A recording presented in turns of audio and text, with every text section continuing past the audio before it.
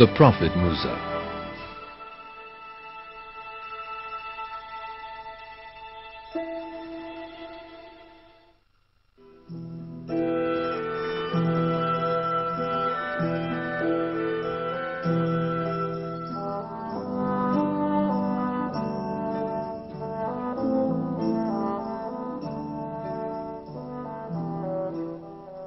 The River Nile.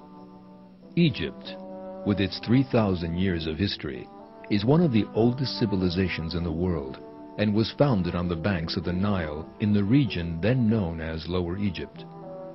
Based on a territory stretching from the Nile Delta towards the south, Egypt became one of the wealthiest and most powerful states of the time.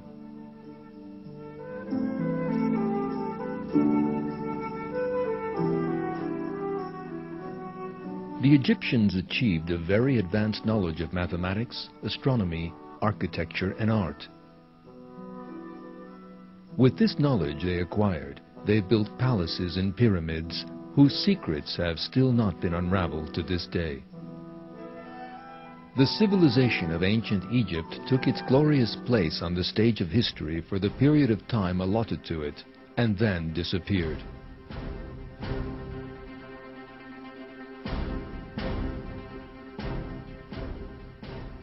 Ancient Egypt, which seemed so civilized on the surface, was in fact an order built on the blood and tears of innocent people.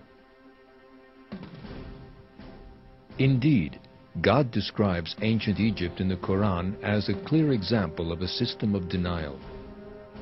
In one verse of the Qur'an, one of the cruel rulers of Egypt, Pharaoh, declares his own divinity in his own words.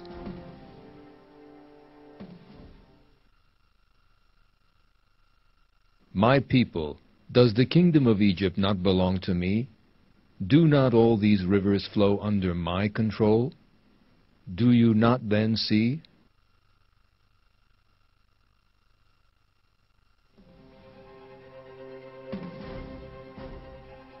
The people of Egypt worshipped idols they made with their own hands and hoped for blessings from these statues. One of the fundamental inconsistencies of this system of denial was the way that the kings regarded themselves as gods. The kings, who believed themselves to be divine, would marry their own sisters in order to prevent their blood mixing with those of ordinary people. They would have the divine decrees they issued in the light of their own earthly passions and desires imposed on those around them and eliminated anyone who opposed their rule. These kings were the pharaohs who ruled the Egyptian civilization for hundreds of years. So great was the power of the pharaohs over the people of Egypt that everyone submitted to them. These kings were the rulers, owners, and administrators of the whole state, the territories of the country, and the Nile. All forms of production in the country were kept under tight control and offered to the pharaoh. Pharaoh, in turn, made most unjust use of these in favor of the social class closest to him. Those not of the people of Egypt had no right to life or speech. As a result of the injustice which stemmed from the Pharaoh's power and capricious rule, the non-Egyptian slaves bore the brunt of the oppression.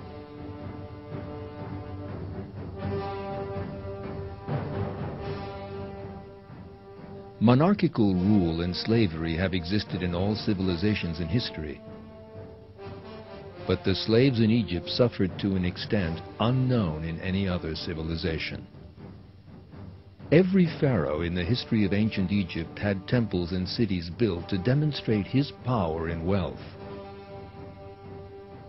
Thousands of slaves were ruthlessly worked to death in the construction of these cities. They had no right to rest. Slaves were never regarded as part of the Egyptian people. They were deprived of the right to life and free speech while the people of Egypt lived in plenty and abundance.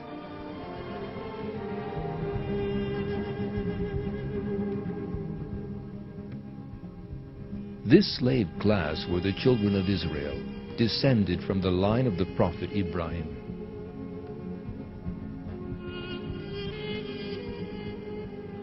According to the verses of the Qur'an, the Egyptians enslaved and oppressed the children of Israel to keep the system of slavery going.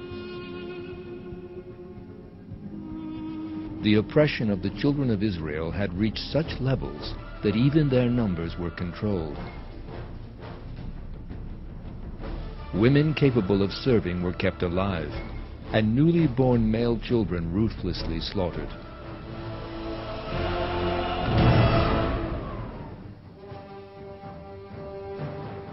God describes the situation in one verse addressed to the children of Israel.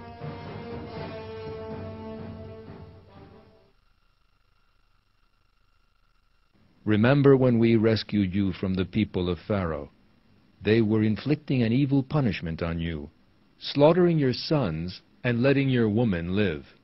In that there was a tremendous trial for you from your Lord.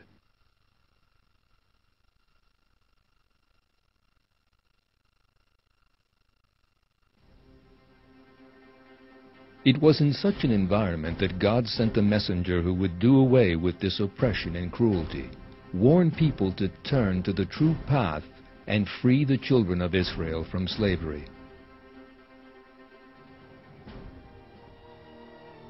That messenger was the Prophet Musa.